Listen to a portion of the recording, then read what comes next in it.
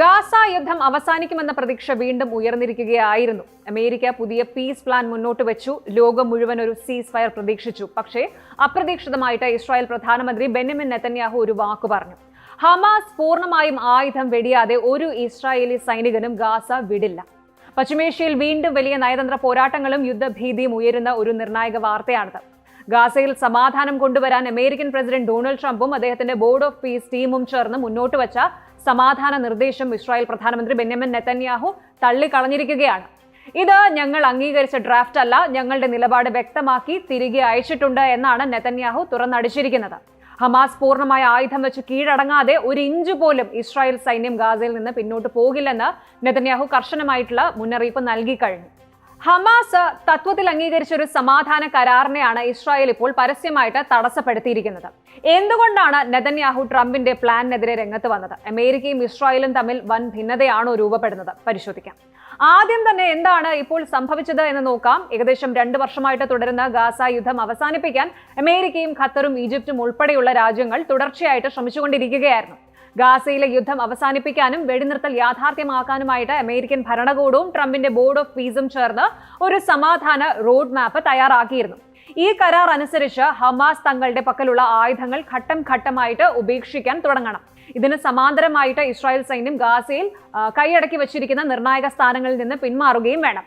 Hamas ഈ കരാറിന്റെ വ്യവസ്ഥകൾ അംഗീകരിച്ചിരുന്നു. എന്നാൽ തൊട്ടു പിന്നാലെയാണ് തങ്ങളുടെ ഔദ്യോഗിക സോഷ്യൽ മീഡിയ പേജിലൂടെ വീഡിയോ സന്ദേശവുമായിട്ട് ബെന്യാമിൻ നെതന്യാഹു രംഗത്തെത്തിയത്. ട്രംപിന്റെ ടീം അയച്ച ഡ്രാഫ്റ്റ് ഇസ്രായേൽ തള്ളിയതായിട്ട് നെതന്യാഹു പരസ്യമായിട്ട് വ്യക്തമാക്കി.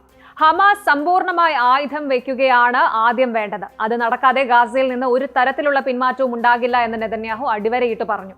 അതായത് ആയുധം വെക്കലും സൈനിക പിന്മാറ്റവും ഒരേ സമയം നടക്കില്ല. ഹമാസ് ആദ്യം നിരായുധരാകണം എന്നാണ് ഇസ്രായേലിന്റെ വാദം. ഇവിടെയാണ് ആ ഒരു നയതന്ത്ര തർക്കം ഉടലെടുക്കുന്നത്. ട്രംപിന്റെ 20 പോയിന്റ് പീസ് പ്ലാനിന്റെ തുടർച്ചയാണ് ഈ ഒരു കരാറെന്നും ഇസ്രായേൽ ഇതിനോട് സഹകരിക്കണമെന്നും വാഷിംഗ്ടൺ ആവശ്യപ്പെട്ടിരുന്നു. കരാർ നടപ്പിലാക്കാൻ കഴിഞ്ഞില്ല എങ്കിൽ ട്രംപ് ഭരണകൂടം കടുത്ത നിരാശയിലാകുമെന്നും US വക്താക്കൾ മുന്നറിയിപ്പ് നൽകിയതാണ്. എന്നാൽ നെതന്യാഹു ഈ മുന്നറിയിപ്പുകളെ തള്ളുകയാണ് ചെയ്തത്. ഇതിന് പിന്നിൽ പ്രധാനമായും 2 കാരണങ്ങളുണ്ട്. ഒന്ന്, ഇസ്രായേലിലെ ആഭ്യന്തര രാഷ്ട്രീയം, ഇന്റേണൽ പോളിറ്റിക്സ്. ഇസ്രായേലിൽ തെരഞ്ഞെടുപ്പ് പ്രചാരണങ്ങൾ ചൂടുപിടിക്കുകയാണ്. കൂടാതെ നെതന്യാഹു സർക്കാരിലെ തീവ്ര വലതുപക്ഷ മന്ത്രിമാരായ ഇറ്റമർ ബെൻഗ്വീർ അടക്കമുള്ളവർ ഗാസയിൽ നിന്ന് സൈന്യത്തെ പിൻവലിക്കുന്നതിനെ കടുത്ത ഭാഷയിൽ എതിർക്കുന്നുണ്ട്. 2, ഹമാസിന്റെ സമ്പൂർണ്ണ ഉന്മൂലനം. ഹമാസിന് ഗാസയിൽ ഭരണപരമായോ സൈനികപരമായോ യാതൊരു പങ്കും ഇനി ഉണ്ടാകരുത് എന്നും അവർ പൂർണ്ണമായും നിരായുധരാകുന്നതുവരെ ആക്രമണങ്ങൾ അവസാനിപ്പിക്കില്ല എന്നുമാണ് ഇസ്രായേലിന്റെ നിലപാട്. ഇത്തരം ഉന്നതതല രാഷ്ട്രീയ ചർച്ചകൾ നടക്കുമ്പോഴും ഗാസയിലെ സാധാരണക്കാരായ മനുഷ്യരുടെ അവസ്ഥ ഇപ്പോഴും ദാരുണമായിട്ട് തുടരുകയാണ്.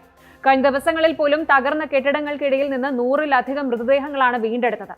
2023 ഒക്ടോബറിന് ശേഷം ആരംഭിച്ച ഈ രൂക്ഷമായ യുദ്ധത്തിൽ ഇതുവരെ 73,000-ലധികം പലസ്തീനുകൾ കൊല്ലപ്പെട്ടു എന്നാണ് കണക്കുകൾ സൂചിപ്പിക്കുന്നത്. നിലവിലെ ഗാസയുടെ 60% പ്രദേശങ്ങളും ഇസ്രായേൽ സൈന്യത്തിന്റെ പൂർണ്ണ നിയന്ത്രണത്തിലാണ്. ഹമാസ് തങ്ങളുടെ ഹെവി ആയുധങ്ങൾ ഉപേക്ഷിക്കാൻ തയ്യാറാണെന്ന് അറിയിച്ചെങ്കിലും ഇസ്രായേൽ പൂർണ്ണമായി ഗാസയിൽ നിന്ന് പിന്മാറാതെ തങ്ങൾ വഴങ്ങില്ല എന്ന നിലപാടിലാണ്. ചുരുക്കത്തിൽ ഇരുവിഭാഗങ്ങളും തമ്മിലുള്ള ഈ ഒരു വിട്ടുവീഴ്ചയില്ലാത്ത നിലപാട് കാരണം സമാധാന കരാറുകൾ വീണ്ടും വഴിമുട്ടി നിൽക്കുകയാണ്. ഇപ്പോൾ ലഭ്യമായ ഔദ്യോഗിക വിവരങ്ങൾ പ്രകാരം ഇസ്രായേലിന്റെ നിലപാട് വ്യക്തമാണ്. ഹമാസ് പൂർണ്ണമായും നിരായുധീകരാകാതെ ഗാസയിൽ നിന്ന് ഇസ്രായേലി സൈന്യം പിന്മാറില്ല. അതേസമയം ഹമാസ് ഈ വിഷയത്തിൽ വ്യത്യസ്ത നിലപാടാണ് തുടരുന്നത്. അതിനാൽ അമേരിക്കയുടെ പിന്തുണയോടെ മുന്നോട്ട് വന്ന പുതിയ സീസ് ഫയർ ഫ്രെയിംവർക്കിന് മുന്നിലും വലിയ വെല്ലുവിളികൾ തുടരുകയാണ്. ട്രംപ് ഭരണകൂടം മുന്നോട്ട് വെച്ച ഏറ്റവും വലിയ ഡിപ്ലോമാറ്റിക് മൂവിനാണ് ഇപ്പോൾ ബെന്യാമിൻ നെതന്യാഹു തടയിട്ടിരിക്കുന്നത്. ഹമാസിനെ പൂർണ്ണമായി നിരായുധരാക്കുക എന്ന ലക്ഷ്യം യുദ്ധത്തിലൂടെ നേടാൻ ഇസ്രായേലിന് കഴിയുമോ? അതോ അമേരിക്കൻ സമ്മർദ്ദത്തിന് വഴങ്ങി നെതന്യാഹുവിന് കരാറിൽ മാറ്റങ്ങൾ വരുത്തേണ്ടി വരുമോ? ഇതാണ് വരും ദിവസങ്ങളിൽ കണ്ടറിയേണ്ടത്.